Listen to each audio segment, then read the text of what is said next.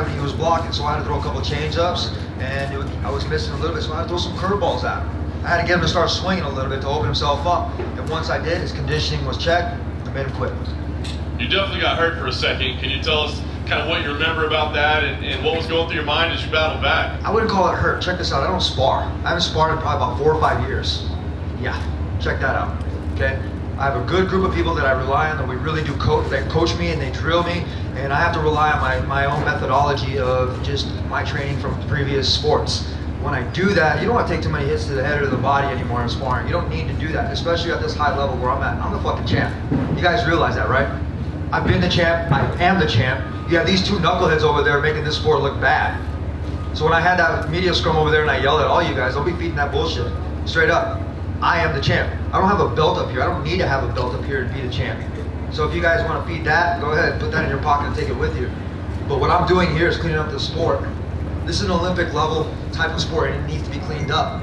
I've been training like an Olympian. I've took so many different things out of my life that I didn't need anymore, and I just felt lifted. So awesome. Such a great feeling. Well, and you mentioned the main event. It seemed like you would be in line for the winner. I mean, that would be the fight that makes sense. After what you just saw, help us understand what should come next. I mean, there's people saying Khabib should be stripped for his actions. There's other people saying, you know, put a rematch together because it'll sell millions on pay-per-view. Give us an idea of what you saw, what you thought of it, and what it should mean for you. Khabib and I deserve to fight. We need to fight for the 5th time. We need to try this out again. He is the champ. I was the intern champ. I'm still the fucking champ. There's no BS in this. Conor does not want to fight me. I saw him when we were walking out to the weigh-ins. He walked up, he did his strut, I turned around and he fucking stopped. He looked like a deer in headlights. Nobody wants to be trapped inside that cage with me. They don't want to get cut by my elbows. They don't want to get hit by any of my kicks, and they don't want their conditioning checked by me. I'm a different animal than these guys. They want to be animals inside there. I'm the dog catcher, guys. All right? I got a news for them. Tony, right here. Anthony Pettis' corner. They stopped the fight. Could you realize that? Did you know that he had broken his hand? I think he said he had shattered his hand. First off, could you tell that something was going on with his hand? And second, what do you think about corners? I mean, we've been saying this for a while that we need to see more corners stopping fights where they think their fighter can't go. What's your thoughts on his corner stopping that? Anthony Pettis is not a quitter. He battled probably the best fighter that I could probably beat in this fight. This was a world championship level fight right here that I had. It doesn't matter who was going to be put in front of me. Their will was going to be tested.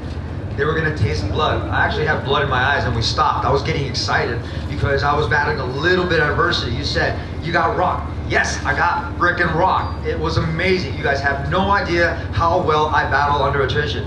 I do so well under chaos, it's not even funny. There's nobody in this division that's ready for me. You guys want to talk about money fights, you want to talk about this and that. I have the belt inside my room. I'll match my belt up with Conor's or with Khabib's any day. I'm all in. I'll bump up to 170 when I'm done here and I'll clean up that division too. So Tuesday, obviously, at the PI, that was an interesting interview. Wednesday, you started having fun at the open weigh-ins, or media day, and then an open weigh-ins. Was today fun? Did you enjoy being back in the cage after surgery? Yes, I'm smiling, guys. I don't have to talk bullshit. I had a lot of fun in there. I was really nervous going into the match. You guys have no idea how nervous I was.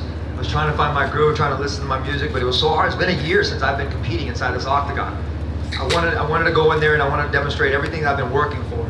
And how embarrassing would it have been if I lost? And then all those videos that I've been doing, right? I mean, it would have came back at me.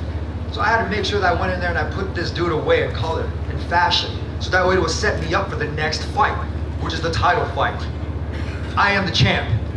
Dana White, you need to pay me. I don't know if I got a bonus. Did I get a bonus, guys? Haven't heard yet. I haven't heard anything, right? Everything's been so busy, it's been so chaotic. But Pettis and I deserve fight of the night, and I deserve another bonus because of that. You guys understand, I train my ass off, and I have a bunch of fighters looking at me to set the sport clean. And I'm gonna do what I gotta do. I'm not gonna worry about anybody else doing what they're doing because they're gonna have to go home at night, and they're gonna have to decide whether or not they were doing the right thing. Not me.